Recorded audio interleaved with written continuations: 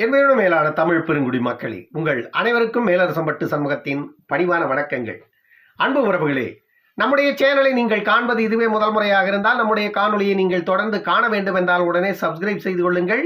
அதே வேளையில் நம்முடைய காணொலி பற்றின உங்களுடைய மேலான கருத்துக்களை கருத்துரை பகுதியிலே தவறாமல் பதிவு செய்யுங்கள். அன்பு உறவுகளே, அதே போன்று உங்களுடைய மேலரசம்பட்டு சண்முகம் யூடியூப் சேனலின் வளர்ச்சிக்காக தங்களால் இயன்ற பொருளாதார உதவியை போன்பே மூலம் செய்யுமாறு தங்களை அன்போடு கேட்டுக்கொள்கிறேன். வாருங்கள் அன்பு உறவுகளை, காணொலிக்குள் செல்லுவோம். நேற்று தமிழக அரசியல் களத்துல ஒரு மிகப்பெரிய பரபரப்பை திமுகவுடைய ஐடி விங் ஏற்படுத்தியது. அதுக்கு மிக முக்கியமான காரணம் விஜய் அவர்களுடைய கட்சியின் கொடியை அறிமுகம் செய்ததால அப்படின்னு தான் எல்லாரும் பேசிக்கிறாங்க. விஜய் அவருடைய கட்சியின் கொடியை அறிமுகம் செய்கின்ற நிகழ்ச்சி நேற்று நடந்தது. அந்த நிகழ்ச்சியை பற்றி சமூக வலைதளங்கள் முழுவதும் விஜயின் ரசிகர்கள் ஒரு மிகப்பெரிய பரபரப்பை ஏற்படுத்திட்டு இருந்தாங்க. எங்க திமுக என்ற ஒரு இயக்கம் தமிழ்நாட்டில் இருப்பதை மக்கள் மறந்து விடுவார்களோ, மு.க. ஸ்டாலின் என்ற ஒரு முதலமைச்சர் தமிழ்நாட்டில் முதலமைச்சராக இருப்பதை மறந்து விடுவார்களோ, அப்புறம் என்னை போன்ற ஒரு செங்கல் தூக்கிய தமிழ்நாட்டில் இருப்பதை மறந்து விடுவார்களோ அப்படின்ற மாதிரி திமுகவுடைய ஐடி விங் நேற்று என்ன பண்ணதுன்னா, இன்று 3 மணிக்குள்ளாக தமிழ்நாட்டினுடைய அமைச்சரவையில் மிகப்பெரிய மாற்றம் ஏற்பட போகிறது. அதற்கான அறிவிப்புகள் இந்த 3 மணிக்குள்ளாக வரும் என்று எதிர்பார்க்கப்படுகிறது. அதே போன்று தமிழக அமைச்சரவையில மிக முக்கியமான ஒரு அமைச்சரின் பதவி பறிக்கப்படுகிறது. புதிதாக அமைச்சரவையில் 3 இளைஞர்களுக்கு வாய்ப்பு வழங்க போகிறது திமுக அப்படின்னு சொல்லி மிகப்பெரிய ஒரு புரளியை திமுகவுடைய ஐடி விங்கு கட்டவிழ்த்து விட்டது. உண்மையிலே நான் கூட 3 மணிக்கெல்லாம் அமைச்சரவை மாற்றமா, அமைச்சரவையில புதிதாக யாரெல்லாம் வரப்போகிறார்கள், பதவியை இழக்க இருக்கின்ற அந்த மூத்த அமைச்சர் யாரு, இப்படியெல்லாம் நானும் அப்படியே 6 மணி வரைக்கும் ஆவலா பார்த்துட்டு இருந்தேங்க.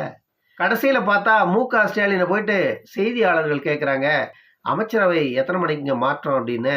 அப்படியா, அதை பற்றி எனக்கு எந்த தகவலும் வரலையே அப்படின்னு மு.க. ஸ்டாலின் சொன்னதுமே செய்தியாளர்களே ஷாக் ஆகி போயிட்டாங்க. எந்த அளவிற்கு திமுகவுடைய ஐடி விங்கு உருட்டி இருக்குன்னு பாருங்க. இப்படிதானடா காலமெல்லாம் நாங்க உருட்டிட்டு கிடக்கிறோம், தமிழ்நாட்டு மக்கள் இப்படிதானடா காலமெல்லாம் எங்களை நம்பிட்டு இருக்காங்க அப்படிங்கிறத ஒரே நாள்ல 4-5 மணி நேரத்துல இந்த திமுகவுடைய ஐடி விங்கு உருட்டு தமிழ்நாட்டு மக்களை காலமெல்லாம் இவர்கள் எந்த அளவிற்கு உருட்டி கொண்டிருக்கிறார்கள் என்பதற்கு நேற்று நடந்த இந்த ஒரே ஒரு நிகழ்ச்சி உதாரணம். ஆனா இதை தமிழ்நாட்டு மக்கள் புரிஞ்சுக்குவாங்களா? புரிஞ்சிக்கவே மாட்டாங்க. வரவிருக்கின்ற 27ஆம் தேதி தமிழக முதலமைச்சர் வெளிநாடு செல்ல இருப்பதாக ஒரு தகவல்க. வெளிநாடு எதுக்கு போறாரு அப்படின்னு சொல்றதுக்கு பல காரணங்கள் சொல்றாங்க. அதுல முதலாவதாக சொல்லப்படுகின்ற காரணம் தமிழ்நாட்டில் தொழில் தொடங்குவதற்காக, முதலீட்டாளர்களை சந்திப்பதற்காக மு.க. ஸ்டாலின் அவர்கள் வெளிநாடு செல்லுகிறார் அப்படின்னு சொல்றாங்க. அதே போன்று இன்னொன்று, மு.க. ஸ்டாலின் அவர்களுக்கு உடல் ரீதியான பிரச்சனைகள் அதிகமான தொந்தரவை கொடுத்து கொண்டிருப்பதாகவும், மு.க. ஸ்டாலின் அவர்கள் சிகிச்சைக்காகத்தான் வெளிநாடு செல்லுகிறார் அப்படின்ற ஒரு செய்தியும் சொல்லப்படுகிறது. இதில் எந்த செய்தி உண்மை அப்படின்னு நம்மால நம்ப முடியாது. நேற்று இவர்கள் உருட்டினார்களே உருட்டல்கள், அதே போன்றுதான் இதுவும் ஒரு உருட்டலாக இருக்கும் அப்படின்னு சொல்லப்படுது. ஏன்னா தமிழ்நாட்டு மக்கள் பொய்களையே கேட்டு கேட்டு உண்மைக்கும் பொய்க்குமான வித்தியாசமே தெரியாத போயிடுச்சு தமிழ்நாட்டு மக்களுக்கு. தமிழ்நாட்டில் சில செய்தி சேனல்கள் சில செய்திகளை வெளியிடுது. சன் டிவி, கலைஞர் டிவி, பாலிமர் டிவி, தந்தி டிவி, நியூஸ் 18 இப்படி இந்த செய்தி சேனல்கள் எல்லாம் தமிழ்நாட்டில் இருக்கின்ற செய்தி சேனல்களில் மிக முக்கியமான செய்தி சேனல்கள். இந்த செய்தி சேனல்கள் சொல்லுகின்ற செய்தியெல்லாம் உண்மை செய்தி அப்படின்னு நாட்டு மக்கள் நம்பிடுறாங்க. ஆனால் இந்த சேனல்கள் உருட்டுவது அத்தனையுமே திமுகவிற்கு சாதகமான உருட்டுக்களை மட்டுமே உருட்டுவது. இவர்கள் சொல்லுகின்ற செய்திகள் அத்தனையுமே மக்களுக்கு எதிரான செய்திகள், அரசுக்கு சாதகமான செய்திகள். இப்படி உண்மைக்கு புறம்பான செய்திகள் அத்தனையும் மக்கள் கிட்ட கொண்டு போய் இந்த சேனல்கள் சேர்க்குது. அந்த சேனல்ல வர செய்திகள் எல்லாத்தையும் மக்கள் உண்மைன்னு நம்புறாங்க. ஏன்னா பெரும்பாலான மக்கள் அந்த சேனல்களை தவிர வேற சேனல்களை பார்ப்பதே இல்லை. திமுகவுக்கு ஓட்டு போட்ட அத்தனை பேரும் சன் டிவி, கலைஞர் டிவி, தந்தி டிவி, நியூஸ் 18 இதை தவிர வேற எதையும் பார்க்கறதே இல்லை. ஏனென்றால் இந்த சேனல்கள்ல வருகின்ற செய்திகள் மட்டுமே திமுகவிற்கு சாதகமான செய்திகள். அப்படி என்றால் இந்த செய்திகளை மட்டுமே தான் அவர்கள் பார்ப்பார்கள். ஆனா அதுல எதுவுமே உண்மை இருக்காது. ஏன்னா அத்தனையும் கட்டுக்கதைகள், பொய் செய்திகள். இப்பொழுது நேற்று காலையில இருந்து மாலை வரைக்கும் இன்று அமைச்சரவை மாற்றம். 3 புதிய அமைச்சர்கள் பதவியேற்க இருக்கிறார்கள். ஒரு முக்கியமான மூத்த அமைச்சரின் பதவி முற்றிலுமாக பறிக்கப்படுகிறது. இந்த செய்தி நேற்று முழுவதும் திமுகவினுடைய ஐடி விங்கில உருண்டோடி கொண்டிருந்தது.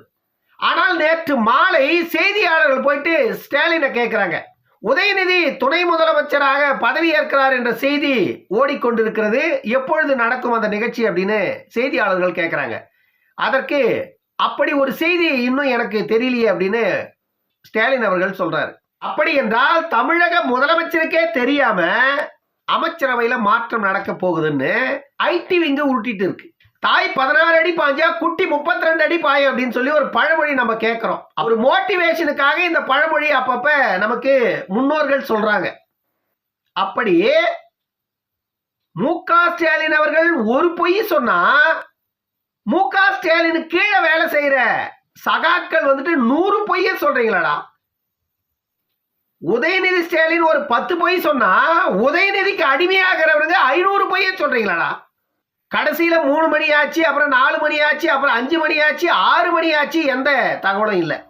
ஆனா நேற்று காலையிலிருந்து மாலை வரைக்கும் வந்த செய்தி என்னன்னா 3 மணிக்கு அறிவிப்பு, 6 மணிக்கு ஆளுநர் மாளிகையில பதவி பிரமாணம். நடந்ததா? இது 2 மாசம் 3 மாசமா இந்த ஓட்டம் ஓடிட்டே இருக்கு. உதயநிதி ஸ்டாலின் அவர்கள் தமிழ்நாட்டினுடைய துணை முதலமைச்சராக பதவியேற்க இருக்கிறார். அது இன்றோ அல்லது ஒரு வாரம் கழித்தோ அல்லது ஒரு மாதம் கழித்தோ கூட கண்டிப்பாக நடந்துடும். ஏன்னா 2026ல உதயநிதி தான் தமிழ்நாட்டின் முதலமைச்சர் அப்படின்னு சொல்லி திமுக தேர்தலை சந்திக்க போகிறது. அதற்காகத்தான் மு.க. ஸ்டாலின் அவர்கள் இப்பொழுதே அந்த வேலையை கையில் எடுத்திருக்கிறார். உதயநிதி ஸ்டாலினுக்கு முதலமைச்சராக தகுதி இருக்கா, தகுதி இல்லையா அப்படிங்கிறதெல்லாம் அவசியமே இல்லை. அவருக்கு பின்னால் கோஷமிடுவதற்கு கொத்தடிமைகள் இருக்கிறார்கள். அந்த கொத்தடிமைகள் இருப்பதால தமிழ்நாட்டினுடைய துணை முதலமைச்சராக பொறுப்பேற்பது உதயநிதி ஸ்டாலின் உறுதியாகிவிட்டது ஏறக்குறைய. அது நடப்பதில் காலதாமதம் ஏற்பட்டாலும் கூட அது கண்டிப்பாக நடக்கும். ஏன்னா உதயநிதி ஸ்டாலினே ஒரு செடியை நட்டு அதுக்கு தண்ணி ஊற்றி அதை வளர்த்து அது பூ எடுத்து காய் காய்ச்சி அந்த காய் பழமாகி அதை அறுத்து சாப்பிடுற இடத்துல உதயநிதி ஸ்டாலின் இல்லை. யாரோ போட்ட விதை உங்க தாத்தா அபகரிச்சிட்டாரு. உங்க தாத்தா வந்துட்டு உங்க அப்பனுக்கு உயில் எழுதி வச்சுட்டாரு. இப்போ உங்க அப்பா வந்துட்டு உனக்கு உயில் எழுத போறாரு. இதுதானே நடக்க போகுது. ஏன்னா இது உங்க குடும்ப சொத்து, பரம்பரை பரம்பரையா கைமாறி போக போகுது. அவ்வளவுதான். மாற்றம் வரணும்னா மக்கள் விழித்து கொண்டால் மாற்றம் வரப்போகுது. சாம்ராஜ்யம் சரிய போகுது. இவ்வளவுதான். இந்த சாம்ராஜ்யம் சரியாத சாம்ராஜ்யம் அல்ல. ஏன்னா இது அவ்வளோ பெரிய சாம்ராஜ்யம் அல்ல. இது ஒரு திருட்டு சாம்ராஜ்யம். இந்த சாம்ராஜ்யத்தை சாதாரணமா சரிக்க முடியும்.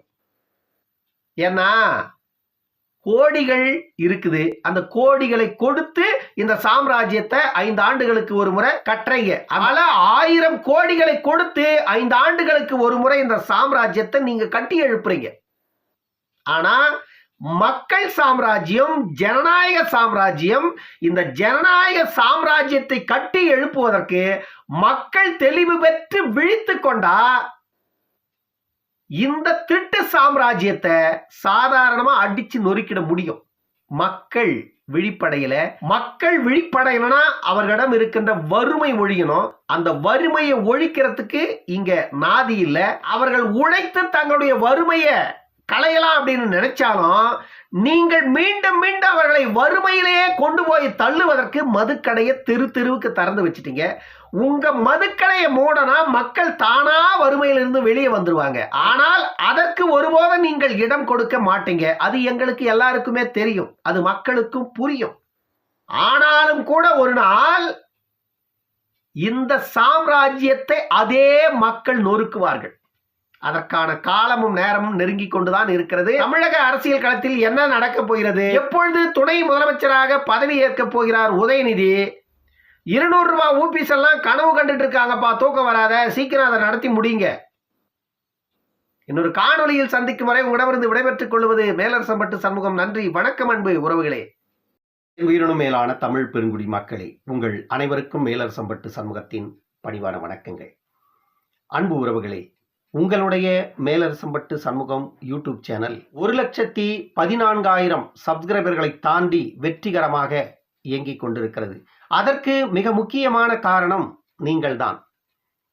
இந்த வெற்றியை நாம் அடுத்த கட்டத்தை நோக்கி எடுத்துச் செல்லுவதற்கு போதிய பொருளாதார வசதிகள் இல்லாததால தொடர்ந்து நாம் தவித்துக் கொண்டிருக்கிறோம். நம்முடைய சேனலின் வளர்ச்சியில் நீங்களும் பங்கெடுத்துக் கொள்ள வேண்டும் என்றால் தங்களால் இயன்ற பொருளாதார உதவியை செய்யுமாறு அன்போடு கேட்டுக்கொள்ளுகிறேன். உதவிகள் செய்ய விரும்புவோர் போன்பே அல்லது வங்கி கணக்குக்கு தாராளமாக நீங்கள் செய்யலாம். அதே வேளையில் நீங்கள் செய்கின்ற இந்த உதவி சமரசமின்றி தமிழகத்தில் இருக்கின்ற இந்த தீய சக்திகளை எதிர்த்து போராடுவதற்கும் கம்பீரமாக நாம் குரல் எழுப்புவதற்கும் அடுத்த தலைமுறைகளை நெறிபட இங்கே சீர்படுத்துவதற்கும் கண்டிப்பாக உதவும் என்று உங்களிடம் நான் உறுதியளிக்கிறேன். நன்றி, வணக்கம்.